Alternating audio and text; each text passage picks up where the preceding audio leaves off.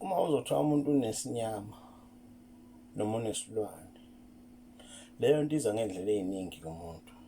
Isinyama naso isilwane, indlela eyenza ukuthi ngichaze ukuthi iza ngey'ndlela ey'ningi kumuntu, yingoba nabantu abakubonelayo bayichaza ngento isuke iy'nto ey'ningi kodwa abantu bayihlanganise kwento eyodwa. Kuyinto engizothi into nje esuke iqhamuka emasayidini amaningi bese ivele mayihlangana kanje kwi-point elilodwa bese abantu ababona bathi unesilwane noma unesinyama. Isinyama-ke siqhamuka kanjani? One, isinyama siyaqhamuka ngokuthi uma umuntu wesifazane waphuphunyelwa isisu, wangagezwa, wangenziswa usiko, noma wangaya kumuntu osebenza ngesintu ozokusiza ukuthi kwenziwe indlela zokukhishwa komntwana esiswini kwena ngoba waphumela umphefumulo wakhe esiswini kwena, wangadluliswa lezo zinto nokugezwa, usunesinyama-ke lapho. Lesi sinyama esoloko sikumoshela izinto siyithunzi elimnyama phezu kwakho, kuze kube ukuthi omunye umuntu obonayo vele athi unesilwane kanti unalesi sinyama sesichazile.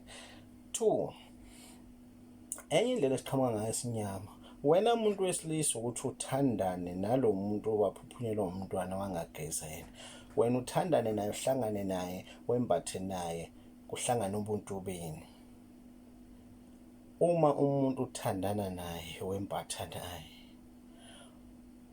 automatically uyayithatha izinto zakhe, ngabe yibhadi lakhe noma isinyama sakhe, ususembethe nawe ngoba umbatha naye. Uma sithi umbatha naye sisho ukuthi ni-exchange ubuntu benu during the sex course. Sunesinyama-ke nawe ozothi wena ayi angisazi mina lesinyama, why kuthiwa nginethuzi lenyama, angikaze mina kushonwe ekhaya ngingagezi, angikaze mina ngishonelwe. Kanti kula bantu othandana nabo bowungeke vele ukwazi ukuthi wakwaphuphunyelwa umntwana ungatshelwanga uyena, njengoba ningafikanga kuleyo phathi ukuthi uthole leyo information bese vele niyahlangana naye, so sitholile isinyama. Noma mhlawumbe lo muntu olala naye washonelwa umuntu wakhe wangageza, uhamba nesinyama, usefana kwayilifa elimnyama kwayena, ukuxhumana kwakho naso usitholile. Bese abanye abantu ababona bathi hayi wena kunefa elimnyama elihamba phezu kwakho nesilwane. Kuphinde futhi uzosithola nawe wena wesifazane uyasithola kanjalo ukuthi indoda lothandana mhlawumbe yashonelwa noma yashonelwa umuntu othandana naye noma emndenini, ayikakagezi noma yangageza, wadibana nayo, sositholile nawe. Ebese kube khona idlozi uqobo lwalo, uthola ukuthi ufike kumuntu, hhayi ngilinganise ngayo inzuzo, ufike kumuntu ongalaphi inzuzo, awabonele amadlozi akuwena ukuthi unedlozi, kodwa manje ngepower yokuthi akaphiwanga ukuthi alaphe yona, usezothi wena unefa elimnyama. Omunye avele athi wena uhamba nesilwane, asihambe sosilahla, nihambe nizame usilahla-ke, uzame ukulahla engalahleki, uzame lahle. Yilapho obufanele ubone khona ukuthi yidlozi-ke lelo onalo, kuwukuthi uhlangene nomuntu ongenayo ipower yalo yokulungisa lona.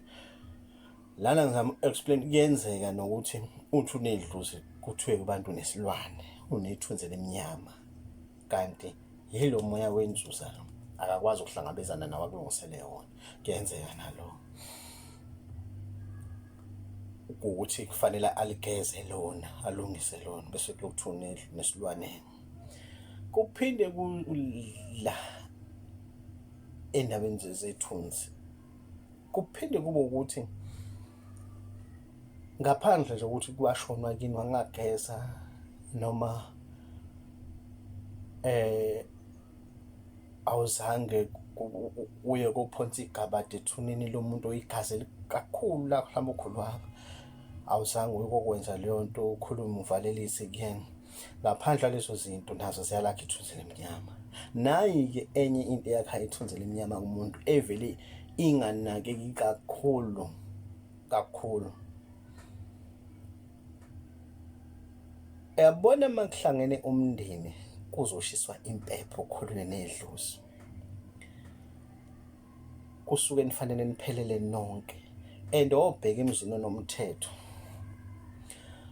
Uma seniphelele nonke-ke nidilikile-ke kogoli nashiya phansi amapiki namafosholo ney'mayini nezala, mese kuzoshiswa impepho nilandwa emalawini enu lapho kuma-backroom enu nizophelela nonke nithobela nizothe nihloniphe. Kushiswa impepho kukhulunywe nikhona nonke kuze kubizwe nodakiwe kuthiwa mvuseni bu ezela. Yazi kubaluleke ngani lo? Uma kukhulunywa nedlozi nila kukhona ongekho, usala ngaphandle lowo muntu ey'ntweni ey'ningi, iy'busiso zedlozi, ukuvikeleka edlozi, usala ngaphandle lowo muntu asale nesinyama yena yedwa. Sho bekuthiwa bekugezwane la ekhanda noma bekulungiswane bekuhlatshelwa uba nicela ney'busiso, akazitholi yena engekho la.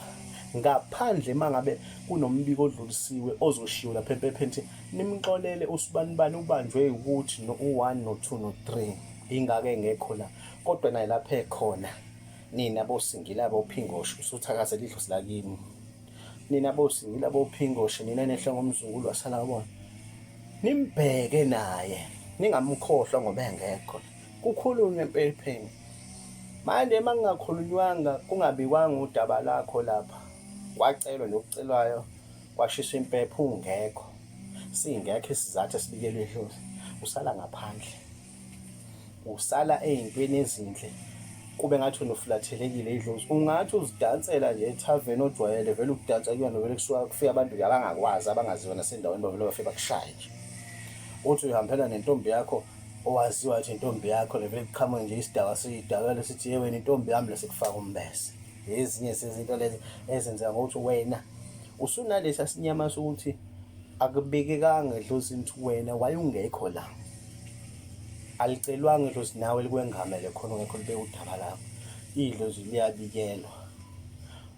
Ezinye zezinto lezo ukuthi uhlale u-absent uma kushiswa impepho ezenza kube nesinyama, ube absent ngaphandle ukuthi kube khona umuntu okubikayo. Leyo ndawo ngicela ukuthi abantu bayilalelisise, ave yenzeka leyo. Enye-ke futhi into eyenza isinyama ukonakala komsamo kubantu. Uma ukuthi mhlawumbe idlozi ngcolile lathwetsholwa, mhlambe abantu bala ekhaya bashona bengezwani la kungenzeka uxolo, kunini abantu abaphila kuleyo mndeni, ngabe nabakababa omncane nababa bomkhulu nababa ophakathi nje ngokuba ulayini kwenu, kuzobe ngathi ninefe elimnyama noma niphehlelwa amanzi amnyama nize nisolane ngokuthakatha kusuke kona lezo zinto ey'njalo. Kungcole emumva emsamo. Wena uma uqhamuka nje vele kuthiwa eyi uyafa ibhadi wena, umuntu uyabantu abahlola uyafa ibhadi nesinyama, wafana uhamba ulahla isilwane wena. Kanti akukho silwane wabelethiswa sona, akukho silwane esinaso, ukungcola komsamo. Into ey'kanjalo nje ukungcola komsamo. So la ngizama ukuveza ukuthi isinyama siza ngey'ndlela ey'ningi, akuze kube ukuthi kuyiwe kwayovuswa isilwane thizeni sakhiwa sathunywa kuwena sahlala kuwena, cha. Lezi zinto nje njenganawo sengishilo ukuthi ungagezwa ushonile, ungagezwa uphuphunyelwe isisu, ukuthandana nomuntu oshonelwe walala naye engageziwe, umuntu owaphuphunyelwa isisu wangagezwa naye, nawe walala naye-ke sakuleso simo. Konke nje uhamba nesinyama, ungabi khona kushiswa impepho ekhaya futhi singabi khona isizathu esibikela idlozi ngawo. Yizo zonke izinto lezo ezikwenza ugcine uma buyiselwe eceleni makuqhamuka into ezinhle. Kuthiwa hhayi ake uma wena kancane uyiqale lapho. Ngicela ukuthi abantu bacophelele lezo zinto. Ngibonge. Ebese kuzoba yikona-ke futhi ukubalekela idlozi. Phela uma ulibalekela idlozi livala zonke izinto ezinhle esizakuwena. Zonke izinto zivele ukuthi cha kunonto ethile efanele ize kuwena. Likuhlukumeze nje uveze ukuthi hayi wena unenhlanhla wena. Ubone na uthi hayi cha engakhona ethembisayo ezoza kumina. mhlambe uyasilinganisa kanje umdlalo welotho uthole la kufanele kufike esigabeni sokuthi uwine, ngithi mhlambe kuwina ngey'namba ey'ntathu, wena uzoloko washaya iy'namba ey'mbili nje, le yesithathu mhlambe kube u-8 lapha, wena uthe u-7, mhla ku-6 wena uthi u-5. Mhla ulidlalile wathi uzolihambisa, wadlala iy'namba wangalihambisa, uvele nje ube nesikhenekhene ukhohlwe ulihambisa ukolidlala le-TikTok ugcina usikreshile kuphela. Vele y'fike y'phume zonke lezo namba. Ubone ukuthi inhlanhla yami iningi kodwa ayingisebenzeli. Angithi phela manje idlozi limosha yonke into, liyahlephiza ngoba wena awulilaleli, awulizwa ngene la. So nalo idlozi liyakwenza ugcine sekuthiwa unesinyama wena, unesilwane wena ngoba lihliphisa izinto zakho. Hamba uyolahla isilwane kanti akukho silwane. Kuyikona nje isimo sokuthi usuphendukelwa yilona. Yabo liyakudlikizisa, liyakunyakaza, liyakukhombisa ukuthi ene vuka emaqandeni. Ezinye nje zezinto lezo ezigcina sezifola under igama lokuthi wena unesinyama noma unesilwane. Ingako ngithe isinyama siqhamuka ngendlela eyiningi njengoba ngichaza.